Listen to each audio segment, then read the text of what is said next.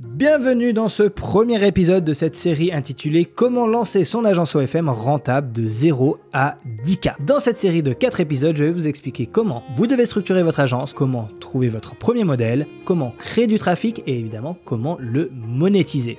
La première étape pour lancer une agence OFM va être la mise en place de votre structure. Et oui les amis, désolé de vous décevoir, mais on va commencer par la partie la moins sexy du business, mais indispensable. Et la raison est toute simple. Si vous n'avez pas de structure, croyez-moi, dans quelques mois, ça va être le chaos. Vous serez perdu. Votre chiffre d'affaires va faire les montagnes russes et il est fort probable que vous ayez envie d'abandonner tout simplement. Pour mieux comprendre comment mettre en place une bonne structure d'agence, je vous invite tout simplement à passer sur ma tablette. À tout de suite. Premièrement, commençons par définir ce qu'est une structure. Définition d'une structure, c'est un endroit où vous allez pouvoir stocker toutes les informations de votre agence. Personnellement, j'utilise l'outil Notion.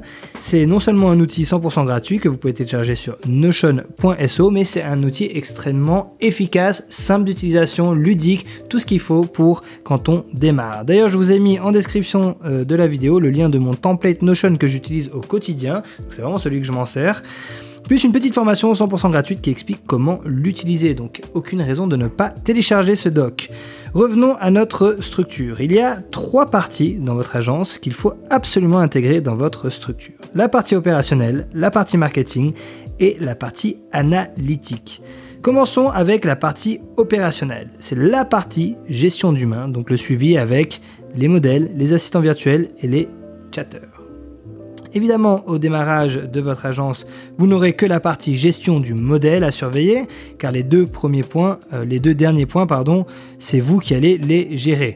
Et je vous le conseille sincèrement, il y en a beaucoup qui veulent déléguer très rapidement, mais donc les assistants virtuels, ils vont peut-être mettre en place vos comptes Tinder, peut-être votre compte Twitter, ils vont faire répondre aux messages, etc. Et les chatteurs, pareil, c'est bien au début de comprendre un petit peu la mécanique de ce business, aller chatter un petit peu, aller comprendre comment on met en place un compte TikTok, aller comprendre comment on mettre en place un compte Twitter, c'est important. Ici, l'objectif de votre mission envers votre modèle, elle est simple, tenir vos promesses envers votre modèle qui est de lui faire gagner du temps et de l'argent.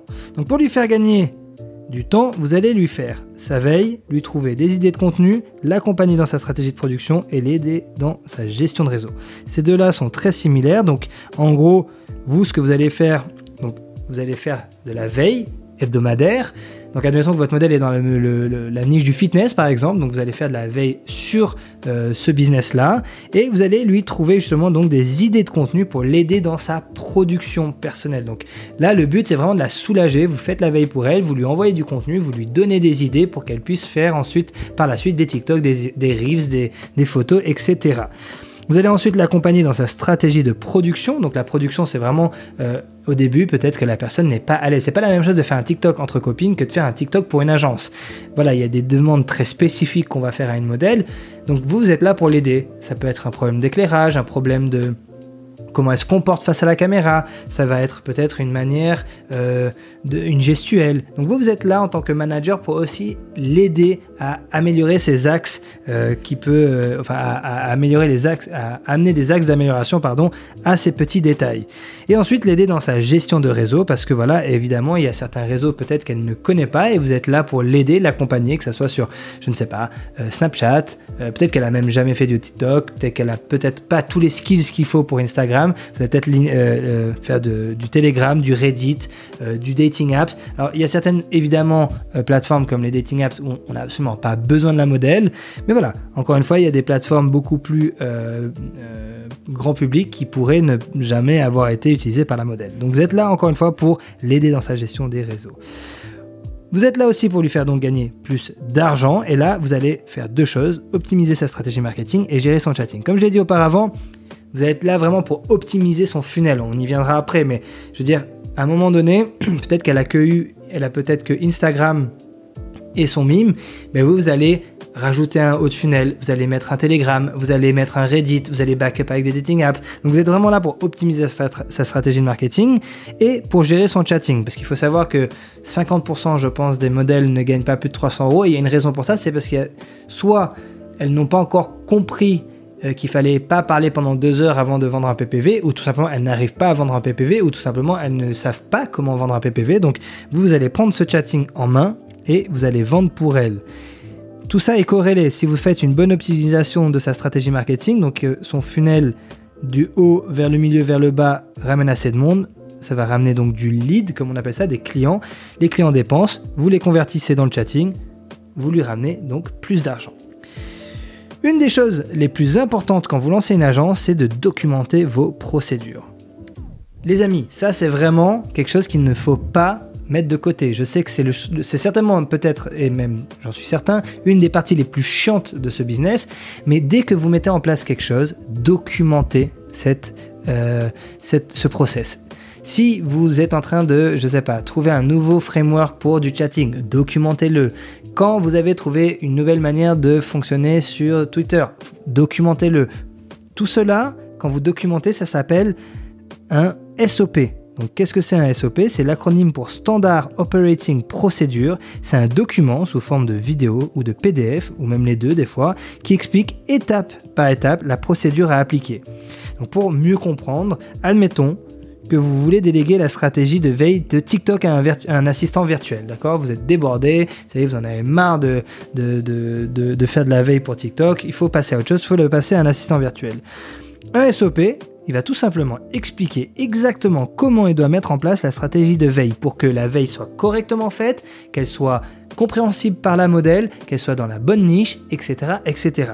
L'avantage, encore une fois, si vous créez des SOP pour chaque procédure que vous mettez en place au moment de l'hypercroissance de votre agence, vous aurez tous les process sous la main. Je m'explique.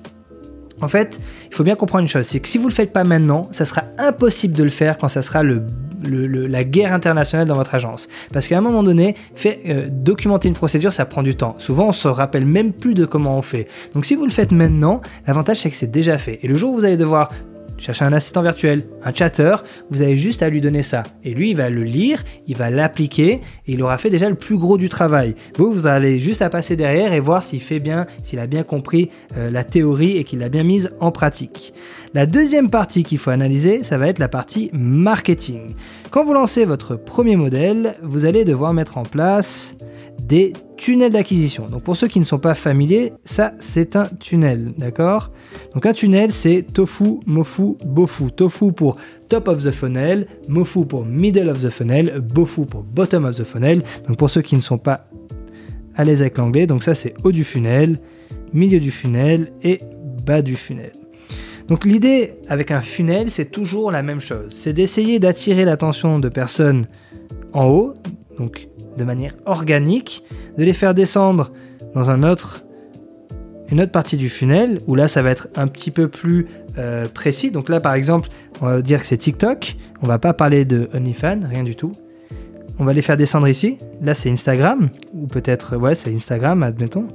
Et là sur Instagram on va avoir un lien, où ça parle déjà un peu d'OnlyFans ou de mime, puis ça envoie vers un Telegram, et ce Telegram on va pousser les gens vers un mime. Puis là, quand on est en bas de funnel, toujours, c'est pour monétiser. Donc le client, il arrive là, on appelle ça un prospect chaud.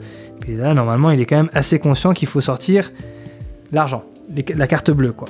Donc voilà, ça c'est un funnel et c'est ce que vous allez devoir mettre en place. Au début, vous allez faire du test and learn. Et c'est très important de comprendre le système de test and learn. Alors, le test and learn, ça consiste à tester différentes stratégies pour au final trouver votre funnel gagnant. C'est un peu comme dans le e-commerce. Pour ceux qui ont fait du e-commerce, on cherche toujours le produit gagnant. Ben là, c'est la même chose, on cherche le tunnel gagnant. Il y a deux méthodes quand on lance une strat d'acquisition. Il y a la méthode Lean, qui consiste à faire un tunnel à la fois. Donc voilà, on fait un premier tunnel. Ça marche, cool, ça marche pas, on fait un deuxième, etc. Donc, par exemple, on pourrait très bien avoir, je l'ai fait là-haut, mais je vais le faire là, on pourrait avoir un premier tunnel, on va se dire qu'on va commencer avec TikTok, Insta, on va backup avec un Telegram, et puis on va mettre un mime en bas. L'idée, c'est de test and learn pendant quelques semaines et attendre les résultats, d'accord? Si ça rapporte du lead, on a un tunnel gagnant. Donc si ce tunnel-là, les gens hop, et qu'on voit que ça fait du lead et que ça convertit, c'est un tunnel gagnant. D'accord? Et dans ce cas-là, on va pouvoir rajouter un axe d'acquisition à notre tunnel comme un Reddit ou l'EDA. Parce que si ça fonctionne, donc si on reprend notre tunnel, donc TikTok, Insta, Mime et Telegram. Là, on sait que ça fonctionne, ça glisse, tout va bien, on commence déjà à faire de l'argent. Donc là, le but, c'est de ce qu'on appelle scale. Et là, on va pour scale, soit augmenter la quantité de comptes TikTok et Instagram, soit rajouter, ce que je conseille aussi souvent, un axe d'acquisition qui pourrait être les dating apps, par exemple. Vous voyez ? Donc, il y a deux manières de scale, c'est soit augmenter la quantité de comptes, soit augmenter le nombre d'axes d'acquisition. Au cas contraire, si ça ne fonctionne pas, ce qui peut arriver, dans ce cas de figure, il faut tester un nouveau tunnel. C'est exactement ce que je disais là. Si ça ne marche pas, on arrête et on passe à un nouveau funnel. Ensuite, il y a donc la deuxième méthode, la méthode No Limit. Alors attention, gros disclaimer, cette méthode demande des moyens financiers et humains. Non mais genre réellement, parce que je vous vois venir me dire « Oh non mais bah du coup je vais faire la deuxième, pourquoi je vais me faire chier à faire un à la fois alors que je peux tout faire en même temps ?» Parce que l'idée de cette deuxième méthode, c'est de lancer votre modèle sur absolument toutes les plateformes en même temps. Donc imaginez ça. Voilà. Votre funnel, il ressemblerait à un truc... c'est l'usine à gaz, hein, là. C'est TikTok ici, en haut de funnel, avec Insta, Snap, Facebook. Là, vous avez un Telegram, vous avez DA, vous avez Reddit.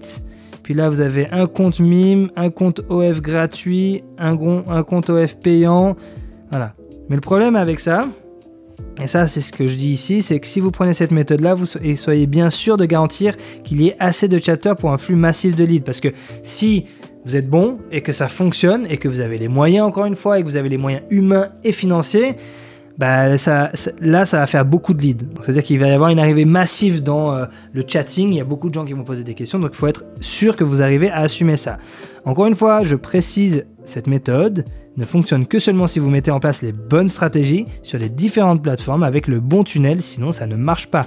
Parce que c'est pour ça que je préconise toujours le premier, parce que essayez déjà de craquer un tunnel, encore une fois, voyez si vous êtes habilité, si vous êtes assez bon techniquement pour arriver à craquer un funnel, et après diversifiez-vous. Maintenant, encore une fois, si vous avez l'argent et que vous êtes prêt à perdre cet argent-là et que vous êtes chaud à partir sur toutes les plateformes, pas de problème.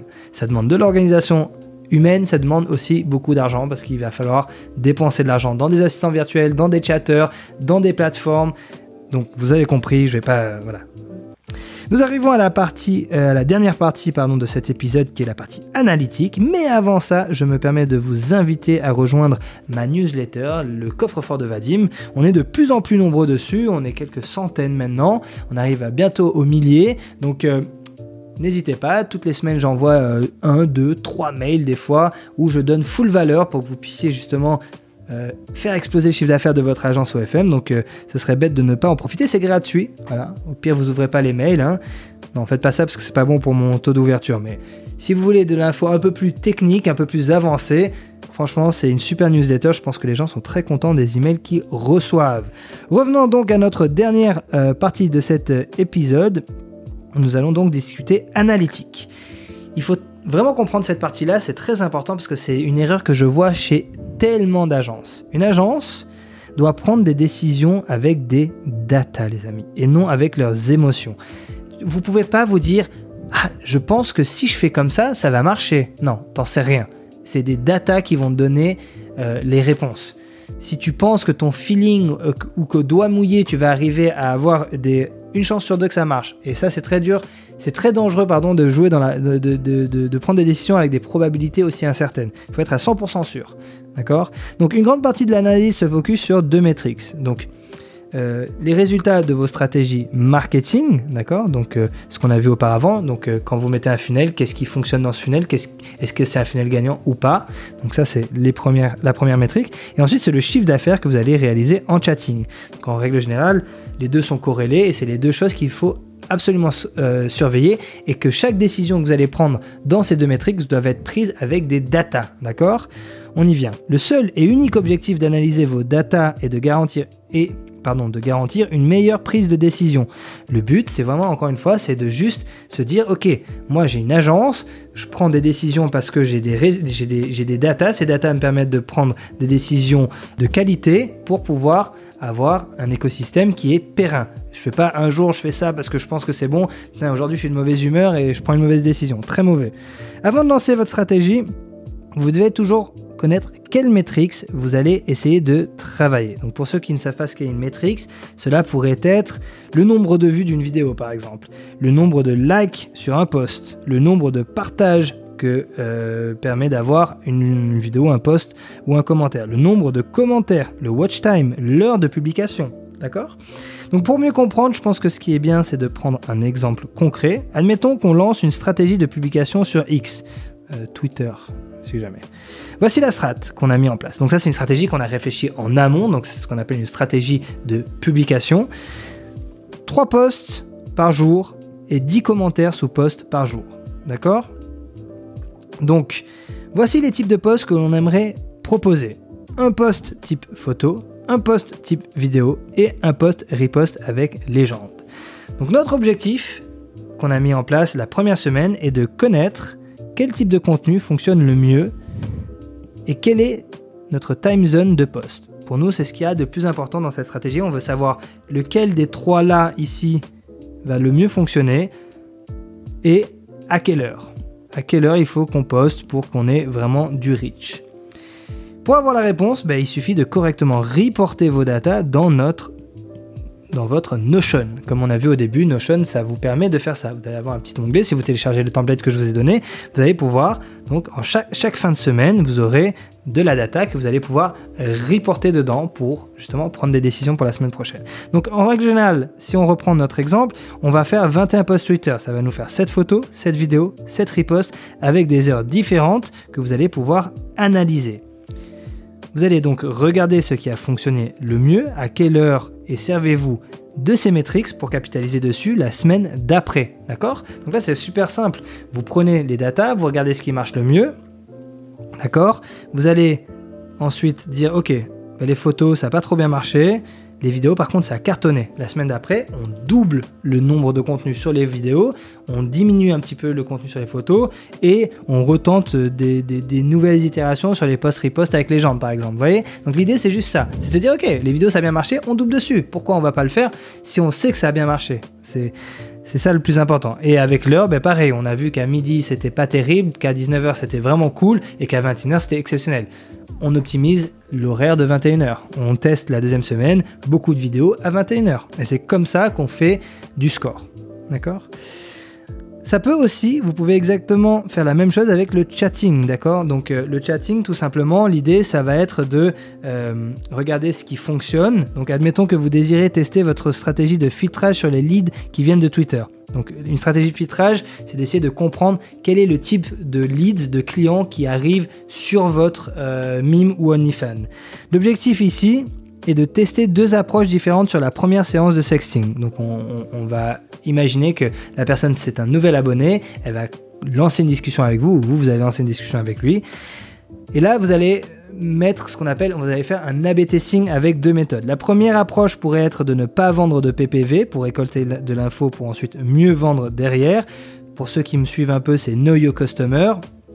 Donc moi en règle générale, c'est ce que j'utilise dans mon agence, c'est vraiment les premières séances, je n'essaye pas de vendre, j'essaie de récolter de l'information pour mieux vendre derrière. Donc ça c'est une première méthode, mais encore une fois, ça va peut-être marcher sur un modèle, mais peut-être que sur une autre modèle, il va falloir peut-être mettre la deuxième méthode qui pourrait être de directement proposer un PPV lors de votre première discussion. Et encore une fois, vous ne pouvez pas savoir laquelle des deux marche le mieux, même si moi je préconise la première parce que pour moi c'est comme ça, c'est ma vision de la gestion de customer dans mes agences, dans mon agence, mais ça ne veut pas dire que c'est ça la solution. Il faut tester, il faut toujours tester. Les datas, encore une fois, donneront la réponse. Donc comme vous avez pu voir, vous faites une semaine test sur chaque version. Au bout de 2 semaines, vous aurez de la data et une méthode d'approche qui fonctionne. Donc voilà, pour résumer, le côté analytique qui est très important dans une entreprise, encore une fois, c'est comme pour la documentation, c'est chiant, je l'accorde, mais ça vous permettra d'avoir voilà, une agence qui permet de prendre des décisions, encore une fois, concrètes. On va vers, le but c'est de scale. Vous ne pouvez pas scale avec des décisions émotionnelles. Vous ne pouvez pas gérer une agence avec aucune procédure. Vous ne pouvez pas déléguer sans SOP. Vous ne pouvez pas gérer une modèle sans système. Donc voilà. Encore une fois, ce premier épisode, il est vraiment là pour vous donner les bases fondamentales d'une agence. Ça va vous permettre de mettre de la structure. Croyez-moi, c'est la partie la moins sexy. Dans le deuxième épisode, vous verrez, c'est beaucoup plus marrant, mais cet épisode était indispensable pour les 3 autres qui suivent. Merci d'avoir regardé ce premier épisode. N'oubliez pas de télécharger votre template Notion 100% gratuit, de vous inscrire à la newsletter si ce n'est pas déjà fait. Et si vraiment cette vidéo vous a plu, abonnez-vous tout simplement les amis. C'était Vadim, on se voit à l'épisode numéro 2.